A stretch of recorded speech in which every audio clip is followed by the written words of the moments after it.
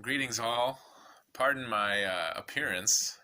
This is the first time I've taken a good long look at myself outside of a mirror. I'm looking very Sasquatchy right now for any folks who are familiar with my very funny Sasquatch story. If you haven't heard my Sasquatch story, then you should ask sometime and I will happily tell it to you. And it'll be all the more funny as I have never looked more like Sasquatch than right now.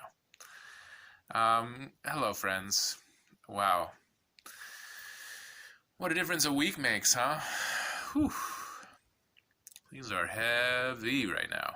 A lot of emotions, a lot of feelings, a lot of very new experiences that are unsettling, scary, alarming, a lot of fears, a lot of sickness, a lot of death, and I think we all know we're still very much towards the beginning of this. Just such a lot to take in. And yesterday, I will admit, things were very difficult. In the morning, I did a deep news dive, and it didn't go well. Kudos to you if you can manage to read the news right now and stay afloat. But it didn't go so well, but thanks to my fabulous wife and partner, and being determined to have my radio show, and also a good nap, I was able to pull myself out of it, or be pulled out of it, or have help getting up, that nice feeling when somebody helps you get up out of your seat. Maybe it's a couch with goes a little deep, the padding is a little worn out, you sink in, you need a little hand up off the couch. That's what it felt like. And still more challenges, personal challenges, etc. And I feel very thankful and lucky to have people to reach out to right now. If you've been hesitating reaching out to someone, if you're not sure about reaching out to someone, as long as it feels good, reach out to those people. Reach out if you can, if you're in need of help, or if you can give help, or even just listen, because often that's what we need more than anything else, is just people's attention for just a little bit of time, just to share how we're feeling. And that's certainly what I needed. And so I thank my pastor for that, having a great healing conversation. And also, it helped me work through some emotion. I also watched, as probably many of you have, John Krasinski's very charming and effective Good News Network video on YouTube, even though I'm still kind of trying to fast from YouTube for Lent. I feel like I'm fasting from enough things, so I have the occasional cheat sometimes. Anyway, I did watch the John Krasinski Good News video, which you haven't seen, you should totally watch.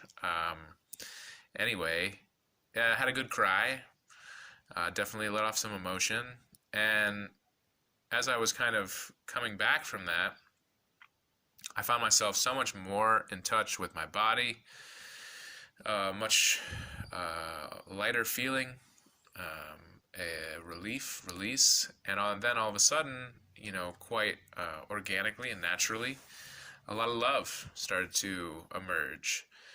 And I immediately was reminded of all the incredible teachings from especially Pema Chodron, who, if you haven't checked out Pema Chodron, I highly recommend. Literally anything she's ever written or said, although When Things Fall Apart is probably pretty pertinent right now, one of her earlier books. And the thing about Pema Chodron and Tibetan Buddhism, but definitely Tibetan Buddhism as transmitted through Pema Chodron, is her whole thing about running towards the roar, and what When Things Fall Apart is really about, facing those difficult emotions rather than running away from them. And I know that I personally spent a lot of time this last week running away from my emotions, or hiding them or pushing them down, just not wanting to engage with them, wanting to create distance between me and what I was feeling. And it was unsuccessful because I felt terrible the whole time, and then I felt very disconnected from myself, disoriented, more afraid, more unmoored, unsettled, not feeling any sense of ability to give much beyond just kind of survival.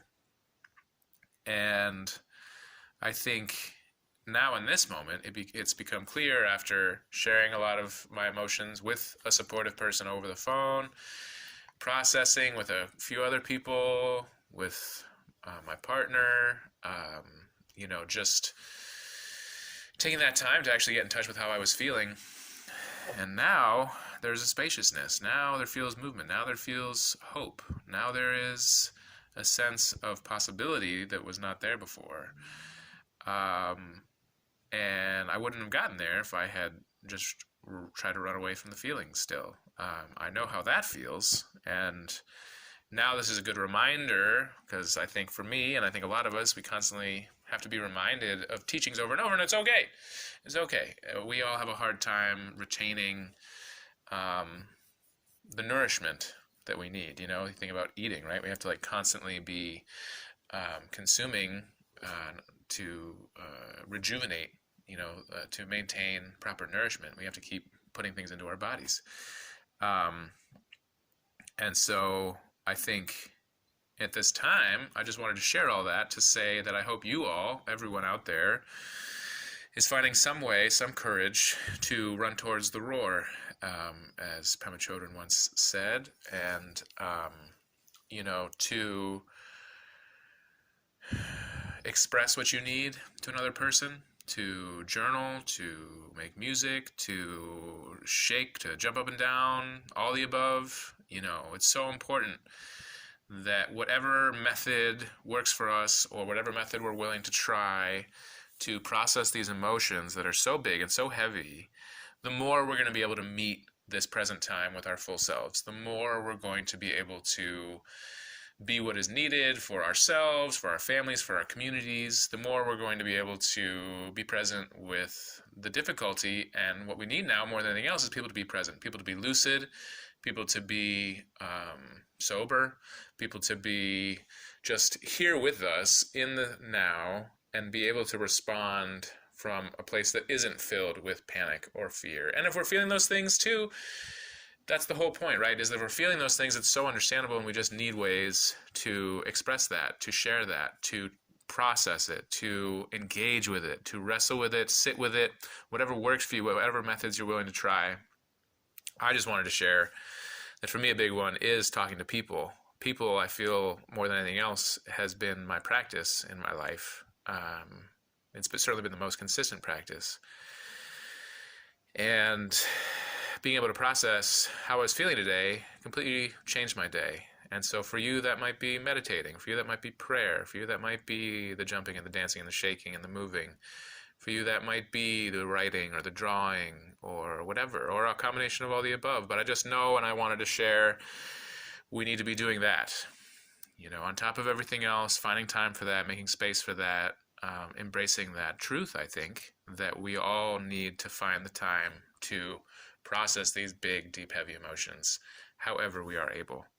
And so my prayer is that you are able, that you do find ways, that you are taking good care of yourself, that you find within yourself and within your community and within your toolbox the ability to meet this time with as much of yourself as you are able, because the more you are able to meet this moment with who you are, with your gifts, with your love, with your light, with your skills, the more we will all benefit.